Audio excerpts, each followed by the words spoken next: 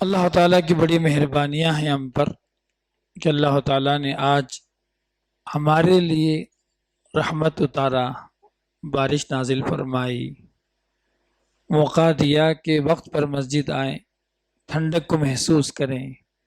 سبحان اللہ، اللہ تعالیٰ کی کاریگری کوئی جان نہیں سکتا، جو پہچان نہیں سکتا۔ سبحان اللہ۔ دعا ہے کہ اللہ تعالیٰ ہمارے روزوں کو، عبادتوں کو، دعاؤں کو، تلاوتوں کو، صدقہ و خیرات کو اللہ تعالیٰ قبول فرمائے۔ اللہ تعالیٰ دنیا اور آخرت میں ہم سب کو اجر عظیم عنایت فرمائے۔ آج کا جو موضوع رہا ہمارا کہ قرآن مجید کی جو پہلی سورت سورۃ الفاتحہ ہے، یہ سورت سورہ شفا ہے۔ اللہ تعالیٰ نے اس میں دلوں کے امراض ہو یا جسموں کی بیماریاں ہو، اللہ تعالیٰ دونوں کے لیے شفا رکھا ہے۔ امام ابن قیم رحمہ اللہ نے ایک بڑی جامع بات لکھی ہے، کہتے ہیں کہ سورۃ الفاتحہ میں اللہ تعالیٰ نے دلوں کو لگنے والے امراض کا بھی شفا رکھا ہے، اور اسی طریقے سے جسموں کو لگنے والی بیماریوں کے لیے بھی یہ صورت شفا ہے۔ کہتے ہیں عموماً دل ہمارا دو وجوہات کی وجہ سے بیمار ہوتا ہے۔ ہمارا دل جو خراب ہوتا ہے، ہمارے دلوں کو جو بیماری اور روگ لگتی ہے، اس کی سب سے بڑی وجہ دو باتیں جو اس صورت میں اللہ نے بیان فرمائی۔ پہلی چیز کیا ہے؟ فساد علم، علم کی خرابی۔ علم کی خرابی سے دلوں میں بگاڑ پیدا ہوتا ہے۔ خاص طور پر عوام کے اندر جو بگاڑ پیدا ہوتا ہے دلوں کے اندر، وہ علم کی خرابی۔ لوگوں کے پاس علم نہیں رہتا، صحیح معلومات نہیں رہتی۔ اب جو بھی سمجھا دین سمجھ گئے، بدعات کو دین سمجھ لیے، اور اب انہوں نے کہا انہوں نے سمجھا یہ بھی دین کا حصہ، بدعتوں میں لگ گئے۔ جو کام اللہ نے نہیں بتایا، رسول اللہ صلی اللہ علیہ وسلم نے نہیں بتایا، اس کو دین سمجھ کر جو کرنا شروع کر دیے۔ اگر کوئی نہیں کرتا ہے تو جو اس کو جو ہے کیا کرتے ہیں، سمجھ رہے وہ تو نکل گیا، باہر ہو گیا، فلاں ہو گیا، اس طریقے کی باتیں کرتے ہیں۔ یہی گمراہی تھی عیسائیوں کے اندر۔ اللہ تعالیٰ نے جن کے لیے ضلال کا لفظ استعمال فرمایا، گمراہ ہو گئے، جو اللہ تعالیٰ نے بیان فرمایا، ان کی بیماری کیا تھی؟ اصل میں ان کے دلوں کو کون سی بیماری لگ گئی تھی؟ فساد علم کی۔ علم نہیں تھا ان کے پاس۔ آج اگر آپ دیکھیں امت مسلمہ کی ایک بڑی تعداد جو عوام ہیں اسی بیماری میں ملوث، ان کے پاس صحیح علم نہیں، بنیادی علم نہیں، بہت اندر کی بات تو بہت دور کی بات، صحیح علم اور بنیادی علم نہیں۔ پھر کیا ان کے پاس؟ باپ دادا کے طور طریقے۔ ابو ویسا نماز پڑھتے تھے، ہم بھی ایسے ہی پڑھیں گے۔ ہمارے دادا ویسا رہتے تھے، ہم بھی ایسا رہیں گے۔ بہت کم لوگ ایسے ہوں گے، ٹھیک ہے دادا کرتے تھے، والد کرتے تھے اپنی جگہ پر، کہ والد جو کر رہے تھے، دادا جو کر رہے تھے، اللہ اس کے رسول صلی اللہ علیہ وسلم کی تعلیمات کے حساب سے وہ صحیح ہے یا غلط، کبھی ہم نے ویریفیکیشن نہیں کیا، کبھی ہم نے اس تعلق سے علم حاصل نہیں کیا۔ یہ آج ہماری حالت دین کے تعلق سے، اللہ ہم سب کی حفاظت فرمائے۔ تو پہلی بیماری جو لگتی ہے دلوں کو، کس سے؟ علم کی خرابی کی وجہ سے، اور اس کا نتیجہ کیا ہے؟ ضلال، گمراہی۔ ولا ضالین میں جو اللہ نے بات بیان فرمائی وہی بات ہے۔ چلیے دوسری بیماری جو دلوں کو لگتی ہے وہ ہے نیت کی خرابی، فساد القصد، نیت کی خرابی۔ یہ خصوصی طور پر علماء اور دینداروں کو بیماری لگتی۔ نیت کی خرابی، کیا مطلب نیت کی خرابی؟ اللہ کے لیے کام نہیں کر رہے، جو کام اللہ کے لیے کرنا چاہیے تھا، اللہ کی رضا کے لیے کرنا چاہیے تھا، وہ دنیاوی امراض کے، دنیاوی مقاصد کے لیے، دنیاوی چیزوں کے حصول کے لیے، کرسی حاصل کرنے کے لیے، یا اور گھر بنانے کے لیے، اور دنیاوی مقاصد کے لیے، یہ نیت کی خرابی کی وجہ سے بہت بڑا روگ جو عمومی طور پر علم آ جانے کے بعد پیدا ہوتا ہے۔ یہ بیماری کس کی تھی؟ یہ یہود کے اندر۔ یہود کے اندر کیا خرابی تھی؟ علم بہت تھا ان کے پاس، نیت درست نہیں تھی، علم بہت تھا ان کے پاس، ان کے جو ارادے صحیح نہیں تھے، ان کے پاس بہت سارے نالج تھے ان کے پاس، بٹ ان کی جو ارادے انٹینشن تھا وہ میرے آپ صحیح نہیں تھا، اللہ کے لیے نہیں تھا، جس کی وجہ سے جو وہ لوگ بھی برباد ہو گئے۔ امام ابن قیم رحمہ اللہ لکھتے ہیں کہ نیت کی خرابی سے اللہ تعالیٰ کا غضب، اللہ تعالیٰ کا غصہ نازل ہوتا ہے۔ غیر المغضوب علیہم، پھر اب علاج کیا ہے؟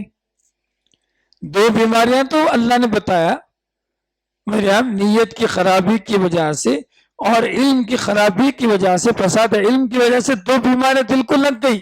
سورۃ الفاتحہ میں اس کا علاج کہاں ہے؟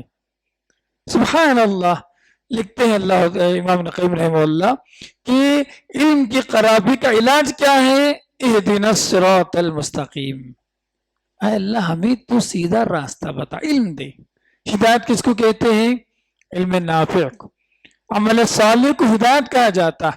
اسی لیے بار بار بار بار ہر نماز میں پڑھنے کی تعلیم دی گئی سورۃ الفاتحہ کو، اسی وجہ سے، تاکہ آدمی کے پاس صحیح علم اگر آ جائے آدمی گمراہی سے بچ جائے گا، آدمی کے پاس صحیح نالج اگر آ گیا تو وہ ان کاموں سے بچ جائے گا جس سے وہ راہ سے ہٹ جائے، بہک جائے۔ اچھی بات ہے۔ اس کے علاوہ نیت کی خرابی کا علاج کہاں پر ہے؟ سورۃ الفاتحہ کے اندر، ایاک نعبد، اے اللہ ہم تیری ہی عبادت کرتے ہیں، عبادت کو اللہ کے لیے خالص کرنے کی جو تعلیم دی گئی، جو یہود کے مقابلے میں یہی بات ہے کہ تم جو بھی کام کرو اللہ کے لیے کرو۔ یہ دو بیماریاں، فساد علم کا علاج کیا ہے؟ ایاک نعبد، فساد علم کا علاج کیا ہے؟ اہدنا الصراط المستقیم۔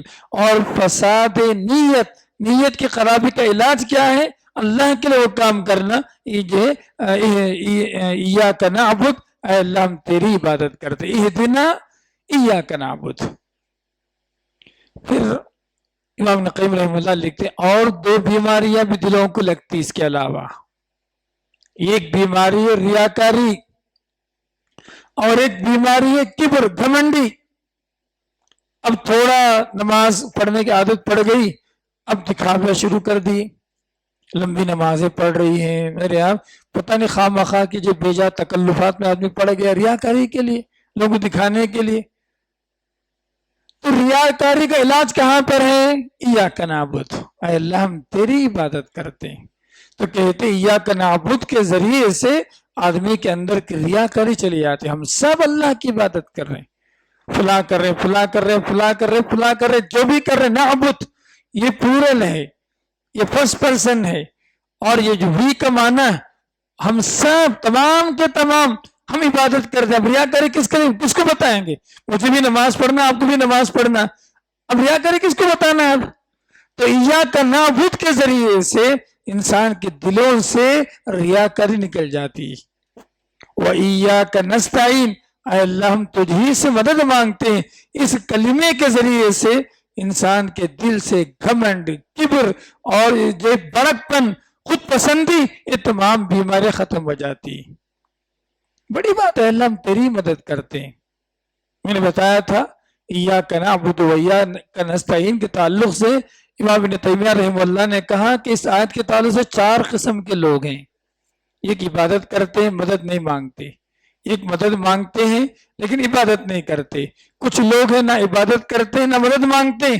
کہا ہمیں ایسے لوگوں میں ہونا چاہیے جو اللہ کی عبادت بھی کرتے ہو اور اللہ تعالیٰ سے مدد بھی مانگتے ہو، اسی سے انسان کی زندگی بیلنس ہوگی۔ اب یہ جو بات میں نے بتایا اب غور کر لیجئے، اگر ایاک نعبد ہماری زندگی کے اندر ہے تو ہم 2 بیماری سے بچ جائیں گے، نیت کی خرابی سے بچ جائیں گے اور ریاکاری سے بچ جائیں گے۔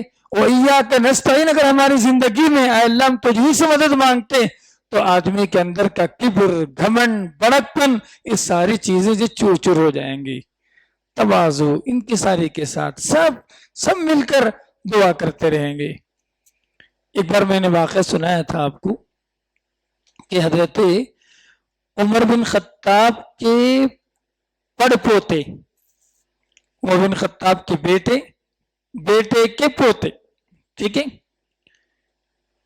بادشاہ کو معلوم ہوا سلیمان بن عبد الملک کو کہ یہ ایک طرح مالی اعتبار سے بڑے کمزور ہیں، فائنینشلی تھوڑا ویک ہیں، سوچا کچھ ہیلپ کر دیں، سوچا کچھ ہیلپ کر دیں۔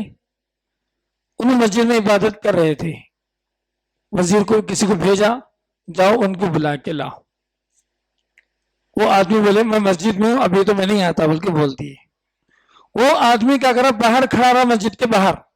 یہ صاحب جب باہر آئیں گے نا، بادشاہ کا پیغام سنائیں گے اور لے کے جائیں گے، خلیفہ کا پیغام سے لے جائیں گے۔ اچھی بات ہے، تو خلیفہ کا پیغام تھا کہ چلیے آپ کو بلا رہے ہیں۔ ان کے پاس گئے، پوچھا میں سوچ رہا ہوں کہ آپ کی میں مدد کروں۔ خلیفہ نے کہا میں چاہتا ہوں کہ میں آپ کی مدد کروں۔ انہوں نے پوچھا کہ دنیا کی مدد کرنے والے یا آخرت کی؟ انہوں نے پوچھا اب دنیا کی مدد کرنے والے یا آخرت کی؟ انہوں نے کہا کہ میں دنیا کی مدد کروں گا، پیسے دوں گا، کپڑے دوں گا، گھر دوں گا، مکان جو بھی دوں گا، دنیا کی مدد کروں گا۔ تو انہوں نے کہا میں اللہ تعالیٰ سے دنیا ہی نہیں مانگتا تو آپ سے کیا مانگوں گا؟ میں اللہ سے دنیا ہی نہیں مانگتا اللہ سے۔ تو فوراً چونک گیا بادشاہ، خلیفہ فوراً کہا کہ یہ جو شخص ہے نا، اس کا خون بولتا، یہ عمر رضی اللہ عنہ کے جو ایمان، ان کی جو سمجھ آپ، ان کا جو اللہ کے ساتھ جو تعلق تھا، وہ کہا کہ یہ اسی نسل کا ہے تو اس کا خون بولتا۔ تو ایسا لوگ سوچا کرتے تھے، وَإِيَّاكَ نَسْتَعِينُ، اے اللہ ہم تیری ہی مدد مانگتے ہیں۔ تو بہت سارے لوگ ایسے ہیں، ان کے اندر کبر، گھمنڈی، سمجھ آپ، خود پسندی، بڑکپن، یہ ساری چیزیں وَإِيَّاكَ نَسْتَعِينُ سے ختم ہو جائیں گی۔ چلیے یہ تو دلوں کے لگنے والے 4 بیماریوں کا بیماری اور اس کا علاج میں نے بتایا آپ کو۔ چلتے ہیں اب دوسری موضوع کی طرف، بدن، ہمارے جسم کے اندر کوئی خرابی آ جائے، بیماری آ جائے، یہ سورۃ شفا ہے، یہ سورۃ رقیہ ہے، سمجھ آپ، اس کے ذریعے سے اللہ تعالیٰ نے بہت سارے لوگوں کو شفا بھی عطا کیا۔ ابو سعید خدری کی روایت ہے، امام بخاری رحمہ اللہ نے حدیث نقل فرمائی، صحیح حدیث ہے بخاری کے اندر، کہ کچھ صحابہ کرام سفر پر گئے، ایک گاؤں میں گئے۔ پرانے زمانے میں ہوٹل کا نظام نہیں تھا، وہ گاؤں والوں سے کہا بھائی ہم لوگ مہمان ہیں، ہماری مہمان نوازی کرو، بولے ہم نہیں کرتے، بلکہ انکار کر دی، ٹھیک ہے۔ پھر ہوا کیا، اسی دن اسی وقت اس کے جو بادشاہ تھا اس کو سام ڈس دیا۔ بہت محنت کی وہ لوگ، سام کا سام کا زہر نکلواتے، زہر نہیں نکلا تو کسی آدمی نے کہا وہاں پر بھائی یہ مسافر آئے ہوئے ہیں نا، اب ایسا کریں گے ان میں سے کوئی جانتا ہوگا اس کا علاج۔ وہ آدمی گئے، جا کر بولے ہمارے سردار کو جو سام ڈس دیا، اگر تم میں سے کسی کے پاس اس کا علاج ہو تو بتائیے، کچھ جھاڑ پھونک وغیرہ ہو تو بتائیے۔ انہوں نے کہا کہ آپ لوگ ہمارے مہمان نوازی نہیں کہ ہم جو بھی کام کریں گے ابھی اجرت پہ کریں گے۔ بعض روایتوں کے اندر ابن حجر رحمہ اللہ نے کہا کہ 30 بکریاں یا 70 بکریاں جو بھی تھے، اس اجرت پر انہوں نے بات طے کی۔ کہتے ہیں کہ سورۃ الفاتحہ انہوں نے دم کیا، اس کا زہر اتر گیا، اس کا درد چلے گیا، اور ایسا لگا کہ کوئی بندھا ہوا تھا اب کھل گیا، اب آرام سے چلنے پھرنے لگا۔ تو پھر بتایا گیا اس بادشاہ کے سردار کو کہ اس بات پر معاملہ طے ہوا تھا۔ جب ان کو بکریاں دے دی گئی تو اب اختلاف ہو گیا، اب کھانا نہیں کھانا، کچھ لوگوں نے کہا اس کو بانٹ لیں گے، ایک آدمی نے کہا نہیں ایسا کریں گے، اللہ کے رسول کے پاس جائیں گے، مسئلہ بتائیں گے، اگر اللہ کے رسول نے اجازت دی تو ہم کھائیں گے۔ اللہ کے رسول صلی اللہ علیہ وسلم کے پاس جب بات بتائی گئی تو اللہ کے رسول نے اس صحابی سے پوچھا آپ کو ما یدریک، آپ کو کیسے معلوم پڑا کہ یہ سورۃ رقیہ ہے؟ اللہ کے رسول نے پوچھا آپ کو کیسے معلوم پڑا کہ یہ سورۃ رقیہ ہے؟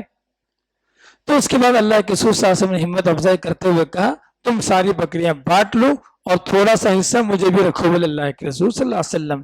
اس حدیث کے ذریعے سے بعض علماء نے یہ بات بتائی کہ جسم پر پیدا ہونے والے تمام امراض کو بھی آپ کیا کر سکتے ہیں، اس صورت کو دم کر کے پڑھ کے پھونک کر اس سے شفا حاصل کر سکتے ہیں۔ اللہ کے رسول صلی اللہ علیہ وسلم کے زمانے میں بعض صحابہ کرام اس صورتوں کو پڑھ کر شفا حاصل کیا کرتے تھے۔ تو یہ آج کا موضوع تھا کہ سورہ فاتحہ الحمدللہ دلوں کے امراض کا بھی علاج ہے اور جسمانی امراض کا بھی علاج ہے۔ اسی بات پر آج کی بات میں ختم کرتا ہوں۔ اللہ تعالیٰ سے میں دعا کرتا ہوں کہ اللہ تعالیٰ ہم سب کو اس سورت سے جتنی فائدے ہم نے حاصل کیے ہیں ان تمام فائدوں کو اپنی زندگی میں لاگو کرنے کی توفیق اللہ تعالیٰ ہم سب کو جو ہے عنایت فرمائے۔ ربنا آتنا فی الدنیا حسنہ وفي الآخرة حسنة وقنا عذاب النار أقول قولي هذا أستغفر الله لي ولكم لسائر المسلمين وآخر دعوانا الحمد لله رب العالمين۔ انشاءاللہ کل سے ایک نیا موضوع شروع ہو رہا ہے۔